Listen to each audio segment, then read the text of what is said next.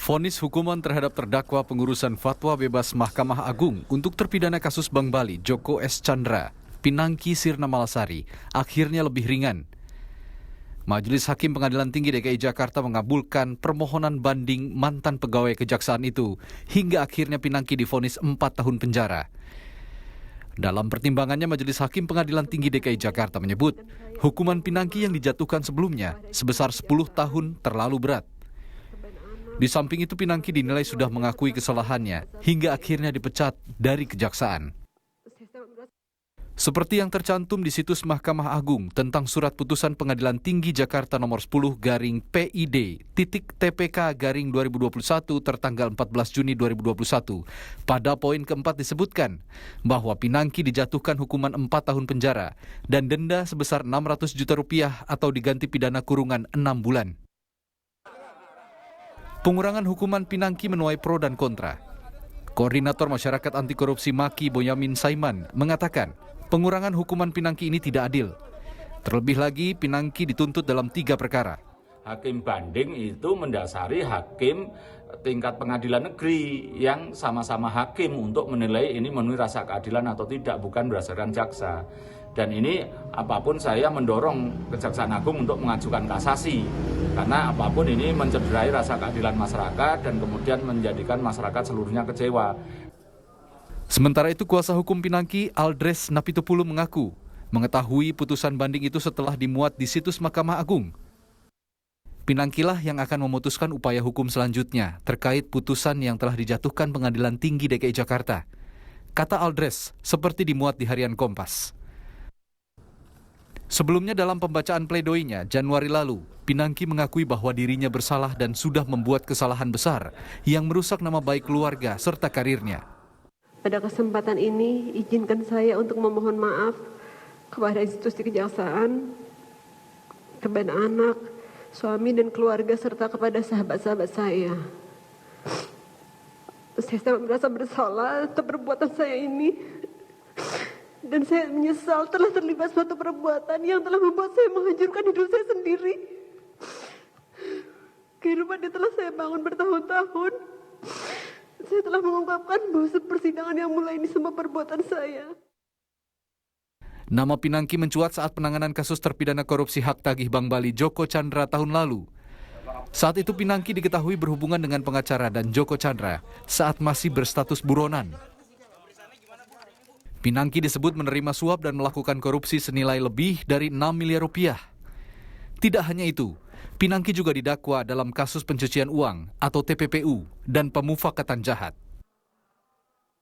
Tim Liputan, Kompas TV.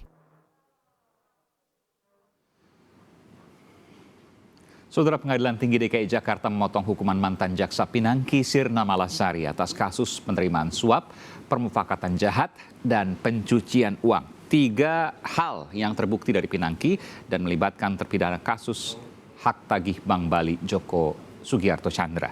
Potongan hukumannya dari 10 tahun menjadi 4 tahun saja. Apakah pertimbangan majelis hakim memberikan potongan hukuman dapat diterima semua pihak? Apa dampak pemotongan hukuman terpidana korupsi bagi proses penegakan hukum, terutama pada kasus kejahatan luar biasa ini? Kami akan bahas hal ini bersama juru bicara Komisi Yudisial, Miko Ginting, lalu Koordinator Masyarakat Anti Korupsi Indonesia, Maki Boyamin Saiman, serta Komisioner Komnas Perempuan, Siti Aminah Tardi. Selamat malam, Bapak-Bapak dan Ibu. Malam, Mas Saiman. Iya, ini dari Komnas Perempuan, Mbak Siti Aminah masih menunggu untuk bergabung. Saya ingin ke Mas Miko Ginting dulu. Mas Miko, dari Komisi Yudisial, adakah komentar terkait putusan hakim ini? Ya, pertama tentu kita juga memahami ya perasaan publik yang cukup terkejut karena putusan Pengadilan Tinggi ini. Yang pertama, yang kedua kita juga memahami bahwa berbagai elemen masyarakat kemudian menuntut Komisi Yudisial untuk bertindak lebih aktif ya dalam kasus ini. Nah, namun juga dalam konteks ekspektasi publik itu kami perlu menyampaikan bahwa Komisi Yudisial tidak berwenang untuk menilai benar atau tidaknya suatu putusan ya. Jadi seperti Mas Bonyamin tadi sampaikan. Meskipun Komisi Yudisial bisa melakukan pemeriksaan atas putusan hakim. Ya benar, tapi ada dalam beberapa konteks ya. Jadi sangat terbatas ya pemeriksaan terhadap putusan hakim. Ya, pertanyaan saya Misalnya apakah dalam- akan dilakukan pemeriksaan atau ini sudah dianggap tidak ada hal yang janggal, tidak ada hal yang ganjil sehingga ya ini merupakan wewenang hakim yang tidak perlu dilakukan pemeriksaan. Ya, kewenangan Komisi Yudisial untuk memeriksa putusan hakim itu sangat terbatas, Mas Saiman ya.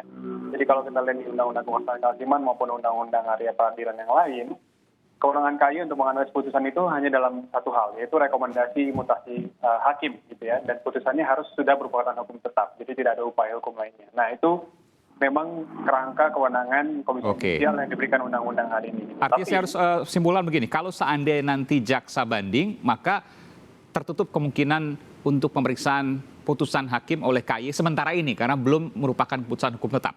Tapi kalau jaksa tidak banding, artinya sudah memiliki kekuatan hukum tetap, inkrah, maka KAI membuka kemungkinan, boleh nggak saya katakan seperti itu, membuka kemungkinan untuk memeriksa atas putusan hakim ini.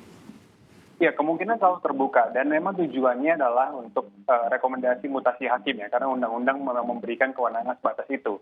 Nah, tapi memang di luar dari konteks menilai benar atau tidaknya putusan yang bukan merupakan kewenangan Komisi Yudisial juga berwenang untuk memeriksa perilaku. Jadi konteks keberadaan Komisi Yudisial itu adalah untuk memeriksa perilaku dari hakim ketika memeriksa dan mengadili perkara terutama ya. Jadi kalau misalnya ada masyarakat yang memiliki informasi dan dugaan yang kuat, misalnya dalam memutuskan suatu perkara, ada pelanggaran perilaku dari hakim, nah itu juga bisa dilaporkan ke Komisi Yudisial gitu. Jadi sekali lagi bahwa Komisi Yudisial tidak berwenang untuk menilai benar atau tidaknya suatu putusan, tapi Komisi Yudisial bisa bergerak dalam konteks perilaku. Kalaupun ingin memeriksa putusan, itu dalam konteks merekomendasikan mutasi hakim. Jadi fungsinya berbeda. Kalau jaksa kan ada eksaminasi perkara. Kalau Komisi Yudisial tidak ada eksaminasi putusan hakim. Tidak ada ya. Baik. Hanya untuk kepentingan rekomendasi mutasi hakim. Oke, hanya rekomendasi. Saya ke Bung Boyamin Saiman. Bung Boyamin, tidak bisa diperiksa terkait dengan hasil putusannya, tapi bisa diperiksa terkait dengan perilaku hakim. Pertanyaan saya, soal putusan dulu. Apakah hakim memberikan putusan yang Anda anggap atau publik rasakan tepat atau tidak? Bolehkah kemudian saya menganggap itu? Ya, putusan ini sangat tidak tepat, meskipun berlaku ajar review dinasa, maka harus menghormati putusan hakim meskipun dirasa salah, kan gitu. Tapi apapun saya pasti mengkritisi karena saya sudah bercapek-capek ria urusan ini dengan segala hal termasuk menolak pemberian uang segala macam, endingnya kayak begini ya terus terang aja. 1 miliar ya sempat diberikan. Tapi dari mana kecurigaannya kalau ini terkait dengan kasus Pinangki? Ada deh. Kan gitu. Kalau tidak ada ya Anda nggak bisa bilang ada ke publik dong, karena Anda harus punya data, jangan menduga-duga, Bung Boyamin. Kalau itu tidak terkait ya saya ambil sebagai rezeki saya, kan nggak pasti gitu Aiman. Oke, ini kecurigaan Anda, keyakinan Anda, meskipun untuk dibuktikan agak sulit. Ya, tapi gini, Komisi Yudisial tetap punya pintu masuk ketika bahwa hakim tidak cermat, tidak profesional, istilahnya kan gitu. Nah, tidak profesionalnya ini kan dari kacamata hakim mengatakan Pinangki sudah mengakui perbuatannya dan menyesal. Padahal itu tidak, Aiman. Dia hanya mengakui pernah bertemu Joko Chandra. Itu pun mungkin karena terpaksa, karena saya sudah Kan sempat menangis, artinya kan memang betul menyesal. Ya menyesalnya itu konteksnya karena pernah bertemu Joko Chandra dan tidak melapor ke atasannya langsung waktu itu. Iya, dan ada pernyataan ia menyesal pada saat ia menangis di pengadilan.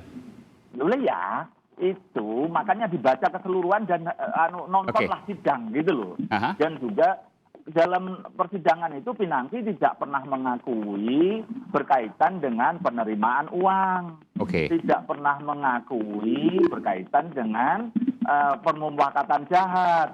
Gitu loh. Tidak mengakui yang kemudian juga mencuci uang. Wong tidak menerima juga tidak mencuci uang kan gitu. Dan itu diartikan tidak menyesal. Semua. Iya, yang dia akui itu hanya pernah bertemu Joko Chandra. Itu pun karena saya bongkar tiketnya, saya bongkar ada foto selfie-nya 2 kali. Ya, gitu loh. Jadi itu sebenarnya keterpaksaan menurut saya mengakunya itu pun. Jadi penyesalannya hanya semata-mata itu.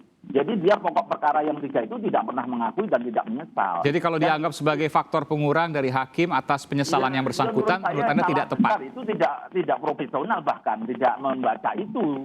Dan pengakuan, nanti saya akan mendalami memori bandingnya kayak apa. Kalau nanti memori bandingnya dengan pledoi, ya sama aja kan gitu kan. Nanti saya kejar ke sana. Terus misalnya faktor pengurang lagi, misalnya dia seorang ibu misalnya, kalimatnya begitu. Nah, ibu apa yang kemudian justru mengajak istilahnya itu dalam konteks pengakuan dari istrinya Pak Joko Budiarto itu yang mengatakan bahwa Pinangki sudah berhubungan dekat ketika dia masih suaminya itu masih punya istri yang pertama misalnya. Iya, tapi kan faktor pertimbangan hakim tidak hanya soal penyesalan. Saya sebutkan Bu Muyamin, selain penyesalan bahwa ia telah melakukan perbuatan pidana yang dimaksud, bahwa yang bersangkutan juga memiliki anak berusia 4 tahun dan sebagai ibu yang memiliki tanggung jawab untuk mendidik anaknya tersebut. Suami, Aiman. Masih punya suami dan masih belum cerai sampai sekarang kan juga begitu. Ini kan jadi dua gender. Seorang laki-laki kemudian apakah tidak boleh diringankan nyatanya alasannya sebagai kepala rumah tangga segala macam. Kan juga tidak ada pernah hal-hal yang begitu. Jadi hakim misalnya kita belajar dari Fahmi Darmansyah yang menyuap kepala lapas. Itu kan diberi pengurangan alasannya dermawan. Dari mana logikanya seorang yang menyuap karena dermawan, Aiman? Gitu loh. Jadi ini juga makanya ketika ini dikatakan mengurangi karena mengaku dan menyesal, itu mengakunya pernah bertemu, bukan mengaku pokok perkaranya. Jadi ini tidak profesional. Dan kemudian ibu rumah tangga, mana ada kemudian justru mestinya kalau dia ibu rumah tangga dan kemudian demi anak-anaknya tidak melakukan pelanggaran. Kan begitu demi kebaikan saya harus tanyakan langsung. Anda menilai bahwa putusan yang disebutkan atau diputuskan oleh hakim ini adalah sebuah hal yang bisa jadi punya potensi kejanggalan dan KY harus turun? Ya pasti lah kan, karena dulu juga saya melapor ke KPK dan KY dugaan-dugaan kingmaker. Nah, kingmaker itu kan sebenarnya sudah saya sampaikan kepada timnya KY, siapa kira-kira, dan juga kepada KPK. Dan potensi bahwa bisa aja kingmaker ini masih berusaha untuk meringankan orang-orang yang terlibat supaya tidak membongkar kingmaker. Yang sebenarnya masih banyak yang bisa diungkap. Kenapa kemudian tidak mafhum? Saya akan tanyakan, kenapa kemudian tidak mafhum? Apakah 10/4 itu hampir tidak pernah terjadi atau pernah tapi jarang sekali, atau ada hal yang luar biasa ketika dari 10 tahun ke 4 tahun penjara? Ini hal yang janggal. Bagaimana Anda menjelaskan ini kepada publik? Sesaat lagi, saudara, tetaplah bersama kami di Sapa Indonesia Malam.